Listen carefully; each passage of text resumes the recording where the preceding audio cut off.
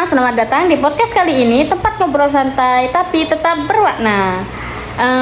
Podcast kali ini kita akan kedatangan bintang tamu yang sangat spesial. Kita sambut bintang tamunya. Hai.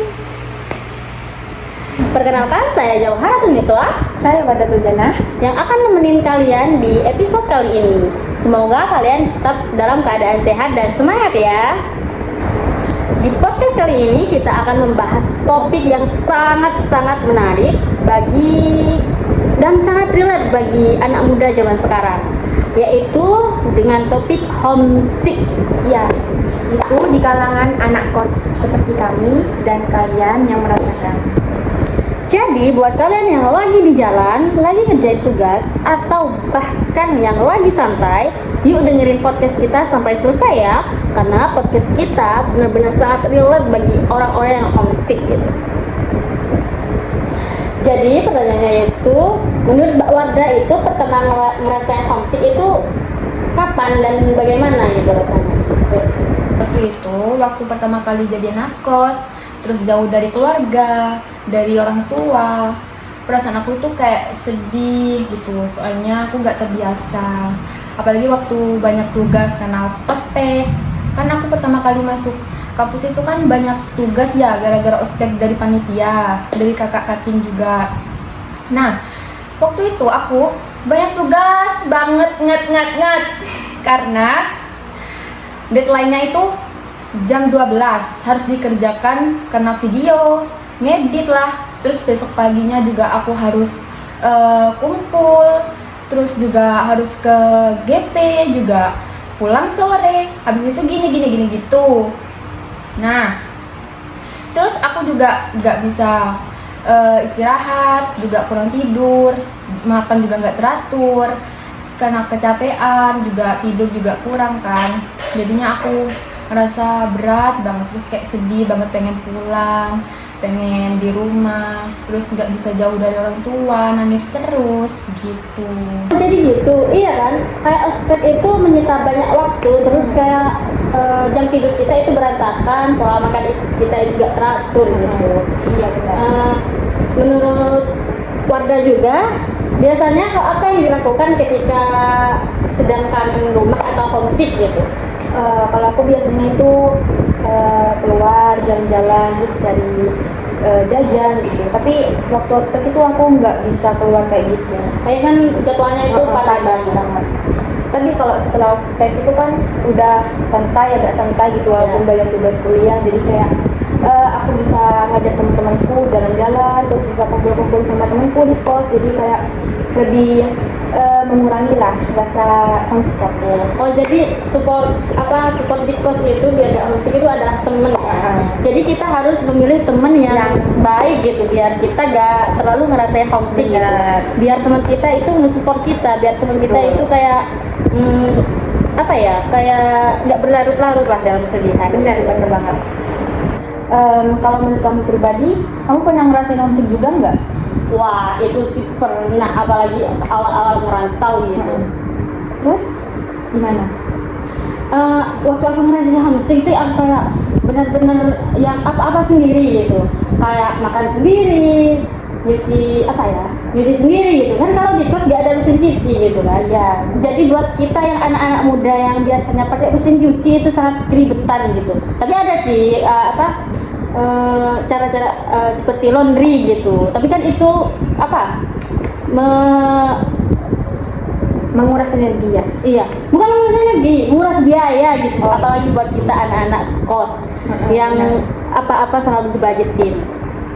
Dan juga kayak rasanya itu kayak kesepian gitu. Iya sih, apalagi kalau ditinggal sama teman sekamar. Iya.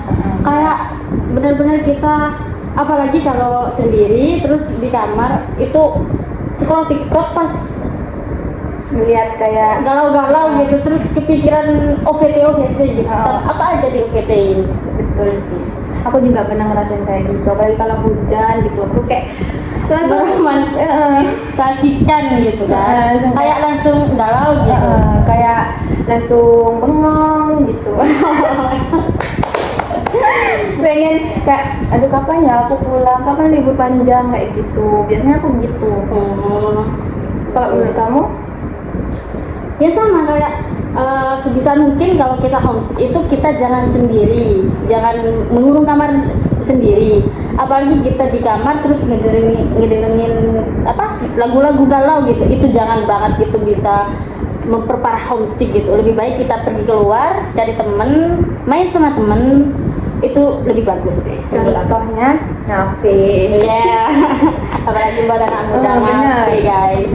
Itu juga aku kalau di kos tuh juga lebih senangnya juga kalau jalan-jalan tuh ke gacoan. Oh, gacoan. Sange. Terus juga ke Banplas. Oh, Ke Surabaya sih. itu mantep banget kalau ke Surabaya sih guys. Benar. Banyak destinasi Benar. wisata atau mall-mall gitu. Bagus sih. Tapi minusnya itu kalau di kos kita kan banyak teman ya, pasti ada aja wacana. Oh iya. Wacana Anak muda itu ya. selalu identik dengan wacana.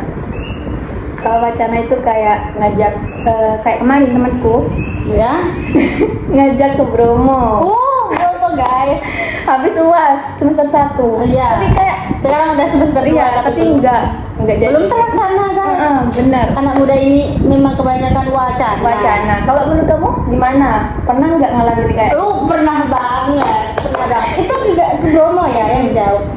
Aku ke Gacoan aja wacana. Padahal Gacoan itu deket guys. Iya sih. Tapi wacana tol. Bener. Apalagi itu ya ke Gacuan aja wacana, apalagi ke Bromo. Jadi aku nggak terlalu berekspektasi banget terlalu tinggi gitu ke temanku. Bromo kan jauh terus Iya. Biayanya juga banyak. Iya benar. Jadi aku mending kayak ya udahlah gitu, nggak terlalu berekspektasi terlalu tinggi kalau soal itu. Benar. Dan juga menurut kamu itu homesick itu wajar nggak bagi anak-anak muda atau bagi anak rantau gitu? Kalau menurut aku pribadi itu wajar banget ya, soalnya kan emang jauh gitu dari keluarga, apalagi yang terbiasa sama orang tua, sama keluarga gitu. Apalagi kalau anak rumahan banget, Oh iya. itu kayak nolep. Nah, itu juga pasti kayak mereka bagi sebagian ya, tapi itu kan kayak ngerasa homesick itu pasti wajar banget, soalnya kayak ngerasa sedih, pengen pulang juga, gak terbiasa gitu di kos, terutama kalau banyak tugas. Iya. Dan juga kalau menurut kamu pribadi kan kalau di rumah itu dimasakin ya? Iya benar. Terus masakan apa yang bisa buat kamu ingat rumah gitu? Kayak kamu makan apa gitu terus ingat rumah gitu? Itu biasanya aku cumi. Cumi guys.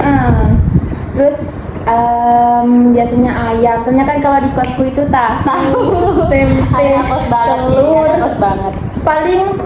Paling identik sama anak kos itu Indomie.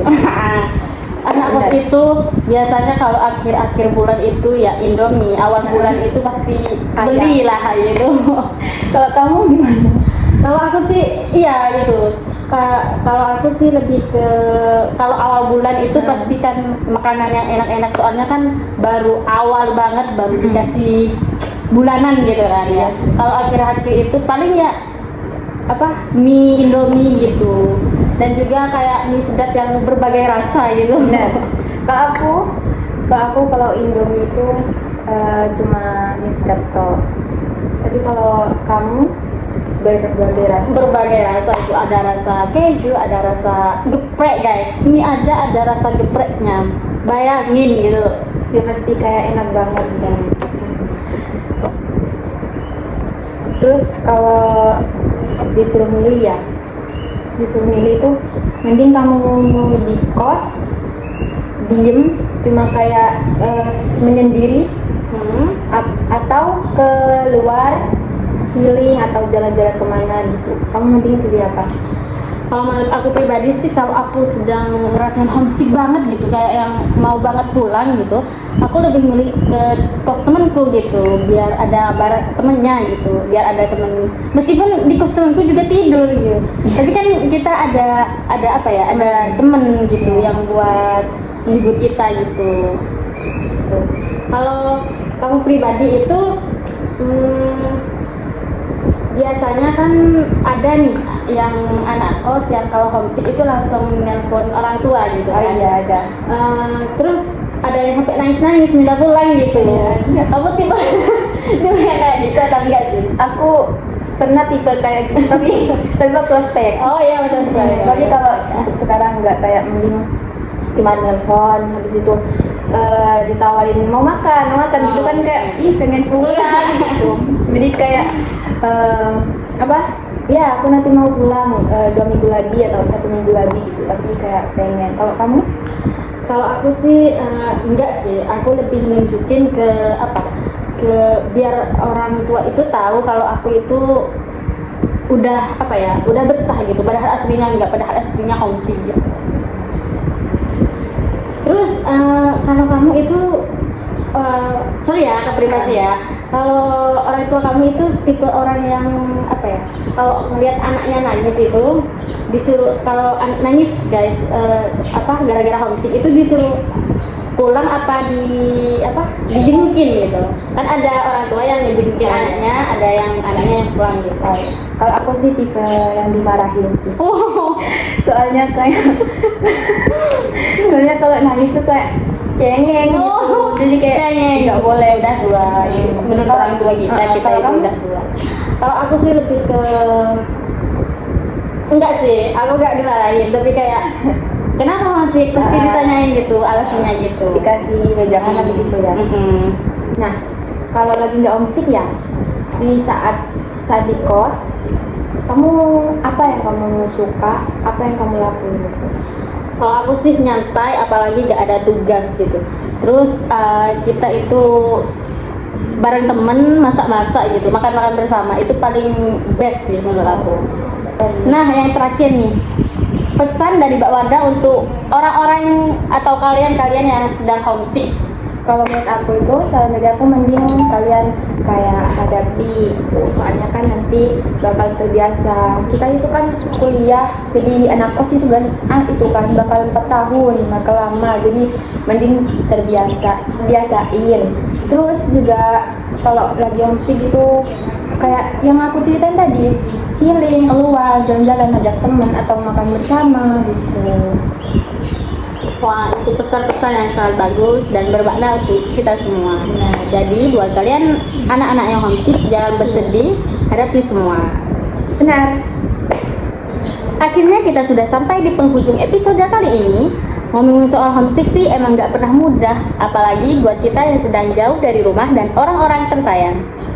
Tapi dari cerita dan pembahasan tadi, kita bisa belajar bahwa rasa rindu itu wajar. Itu tanda kalau kita punya tempat dan orang-orang yang kita sayang. Yang penting itu kita tetap kuat, tetap saling support, dan mencari cara supaya tetap merasa rumah dimanapun kita berada. Buat kalian yang lagi homesick, ingat ya, kalian itu tidak sendiri. Banyak orang-orang yang sedang berjuang dengan perasaan yang sama. Terima kasih banyak sudah mendengarkan podcast kali ini sampai akhir. Semoga bisa menghangatkan hati kalian. Aku Jauharatul Niswa Dan aku Wanda Tuljana pamit undur diri. Sampai jumpa di episode berikutnya. Tetap jaga diri kalian baik-baik ya. Bye bye. See you.